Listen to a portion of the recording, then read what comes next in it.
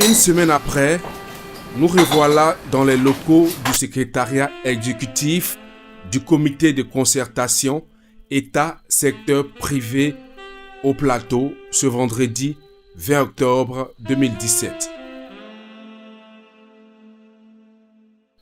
Cette deuxième réunion organisée dans le cadre de la préparation de la journée nationale du partenariat prévue le 13 novembre 2017 au Sofitel Hôtel Ivoire.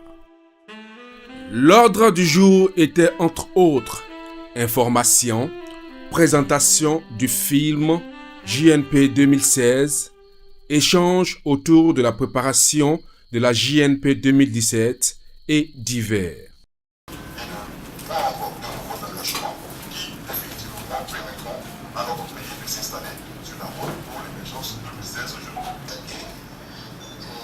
Notre message de savoir que nous préoccupons de la qualité du partenariat entre les deux parties a été entendu. Donc nous partons d'ici ce soir très satisfaits pour la mobilisation, pour la qualité des participants et pour la qualité des panels. Au sortir d'ici, très bientôt on va mettre en place un groupe de travail qui va commencer à travailler sur la mise en œuvre des recommandations.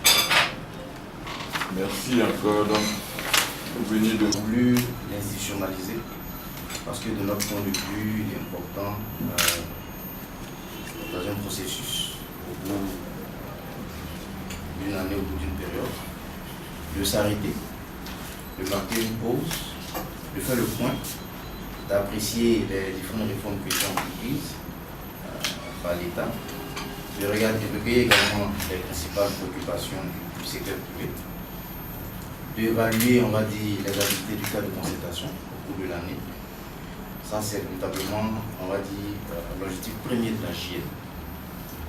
À côté de cela également, comme nous sommes un cadre de concertation, il est important, avec l'ensemble des acteurs, de regarder ensemble une problématique d'intérêt. Donc c'est pour ça, lors de la première édition, on a travaillé sur l'intelligence financière des PME. En 2016, sur le dialogue public-privé. Et pour cette année, nous allons sur la problématique de l'économie informelle. Les activités ne sont pas conformes à toutes les exigences hygiéniques, etc. Je note également, j'aime bien citer cet exemple-là, par exemple au niveau de ceux qui sont dans l'industrie textile. Aujourd'hui, on a une Ivoise qui est confrontée régulièrement à tout ça, les mobilités. C'est une problématique qui est réelle. Donc c'est pour ça, véritablement, nous avons décidé de faire un focus sur la question. De faire un focus, de relever également l'ensemble des initiatives aujourd'hui qui sont entreprises, aussi bien au niveau de l'administration publique, du secteur privé, pour essayer d'encadrer ce secteur-là et pour voir quelles sont les actions complémentaires qu'on peut proposer au gouvernement pour mobiliser l'ensemble de ces acteurs. Alors, en termes d'articulation pour cette troisième édition, on a toujours le volet scientifique de la journée, donc à travers la conférence inaugurale. Et là, nous devons proposer des orientations claires au gouvernement. Donc, à côté du volet scientifique de la journée, il y a tout le volet, on va dire, opérationnel. Donc, nous avons deux rencontres. Nous avons les rencontres B2G que vous connaissez, une plateforme, on va dire, d'échange entre certaines structures d'administration publique et puis des opérateurs économiques qui ont des préoccupations particulières, qui veulent des administrations, DGI, le Trésor, AGD, notamment sur les différentes problématiques. Ensuite, deuxième plateforme, ça c'est réellement une innovation. Mais je vais d'abord aller sur les prix du partenariat que vous connaissez également. 5 catégories de prix qui sont prévues pour cette année. Donc, prix du partenariat administration publique, prix du partenariat secteur privé, prix du partenariat plan focal du CSP, prix du partenariat paritaire sectorielle, prix du partenariat plan focal presse. C'est justement pour encourager tous les acteurs du dialogue privé à nous accompagner dans le cadre de l'animation de ce dialogue. On a la chance d'avoir quelqu'un qui vient de renforcer un peu. C'est important. Quelques participants ont posé des préoccupations quant à l'organisation de la JNP 2017 et des problèmes Voilà un peu liés au financement des différents partenaires. Par rapport à la thématique qui a été débattue l'année dernière, avec l'inclusion financière concernant les PME est une problématique dans le pays, les PME notamment la société financière. Donc aujourd'hui, quel est l'état des lieux après cette édition informel. Et puis après, on va essayer de rentrer si effectivement que nous avons relevé dans notre mémorandum et comme jusqu'à présent nous n'avons pas encore de réponse. Je crois que c'est l'occasion pour nous qu'on ait la réponse avec les administrateurs et que ce soit la direction juridique ou le ministère d'État, dans les différents, même le ministère du Plan, pourquoi pas, c'est celui qui voilà un peu quelques préoccupations que nous avons et je pense ce constat. Et après avoir fait le diagnostic, il faut penser à qu'est-ce qu'il faut faire pour sortir de l'informel. Nous, en ce qui nous concerne, le président l'a dit, nous avons à cœur de faire en sorte que ce secteur-là puisse partir de là. Quand on a fait le constat de 90-95%, il faut prendre le problème à le corps pour que dans un an, quand on va se retrouver encore pour faire le point, on se dit que bon, il y a de cela un an, nous étions en 80%. L'exécution de ces projets-là, si oui, comment ce suivi est fait et à qui vous rendez compte? Parce que vous demandez qu'on mobilise les gens, vous demandez qu'on s'implique réellement, on s'implique, vous initiez les projets et tout. Mais après, est-ce que ces projets, on voit des résultats concrets? Si oui, à qui vous présentez ces résultats concrets-là? Mais dans l'ensemble, ils ont été satisfaits des réponses des responsables.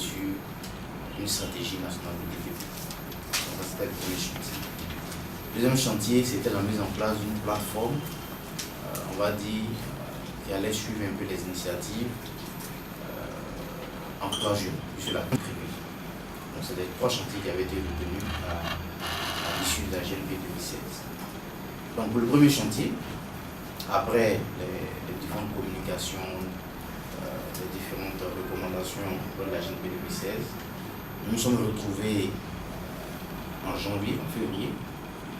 Nous avons demandé à notre think tank national IMPACT de nous élaborer cette stratégie-là. Nous nous sommes rendus compte avec l'ensemble des acteurs qu'une plateforme similaire existait au niveau du ministère de l'Emploi des Jeunes. Donc au lieu de créer une nouvelle structure, on a décidé juste de renforcer peut-être les attributions et les missions de cette plateforme-là. Donc c'est le cas aujourd'hui. Maintenant, qui t'a su, est-ce que dans la mise en œuvre, le plan de personnalisation, la plateforme, en tout cas, va dans le sens dans lequel nous avons fait les recommandations. Ensuite, au niveau de la plateforme sous-régionale dialogue public-privé, le principal partenaire sur ce projet, c'est la commission de développement, qui nous a demandé déjà de travailler, de faire des notes techniques pour voir comment on pouvait designer la plateforme. Puisque lors des premières éditions 2015-2016, on avait fait venir ici des points focaux de 2 mois, si vous vous souvenez. On avait même organisé un atelier en marge de la GNP 2016 avec l'ensemble de points focaux qui avaient proposé justement qu'on puisse aller à la mise en place de cette plateforme-là, qui allait permettre régulièrement d'échanger les expériences en matière de DPP, d'évaluer également les réformes qui sont prises au niveau aussi régional, dans le niveau de l'UEMOA. Donc, notamment de la question fiscale, parce que toute la pression fiscale, les principaux contributeurs à l'économie en général sont pratiquement les mêmes. Et cette assiette-là n'évolue pas dans le temps. Donc c'est un peu le ressenti que tous les acteurs nous ont remonté sur le terrain. Et donc je voudrais remercier donc déjà que le président et le secrétaire général apportent dans notre sens pour dire que la thématique est vraiment très opportune. Donc comme M. Koulibaly indiquait tout à l'heure, dans le cadre des travaux, il y a le volet scientifique qui est piloté notamment par le comité scientifique. Oui, Ferdinand, de la CGCI. Merci vraiment pour la confiance que vous nous accordez pour nous permettre en fait de déployer cette activité-là. Puis sachez, au-delà de ce temps d'échange-là, nous sommes encore ouverts à travers soit nos pages internet, à travers notre adresse email ou à travers nos différents contacts à toute suggestion, observation pour que nous puissions améliorer notamment le contenu de cette Union nationale de partenariat.